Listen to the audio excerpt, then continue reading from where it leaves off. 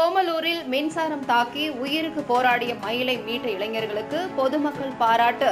சேலம் மாவட்டம் ஓமலூர் சுற்றுப்புற கிராம பகுதிகளில் அதிக அளவு மயில்கள் உள்ளது. இந்நிலையில் ஓமலூர் அருகே உள்ள காமாண்டப்பட்டி பள்ளக்காட்டு பகுதியில் உள்ள விவசாய நிலத்தில் பெண் மயில் ஒன்று இரைக்காக வந்துள்ளது.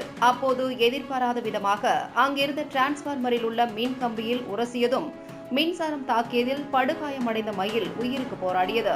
உயிருக்கு போராடி கொண்டிருந்த மயிலை அப்பகுதியை சேர்ந்த யோகானந்தம் மற்றும் வினோத்குமார் ஆகியோர் மீட்டு சிகிச்சைக்காக ஓமலூர் அரசு கால்நடை மருத்துவமனைக்கு கொண்டு சென்றனர்.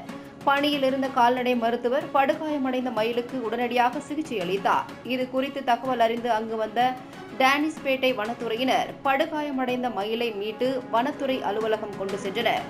மின்சாரம் தாக்கி உயிருக்காக போராடிய மயிலை மீட்டு சிகிச்சை அளித்து காப்பாற்றிய இளைஞர்களை அப்பகுதி பொதுமக்கள் வெகுவாக பாராட்டினர்.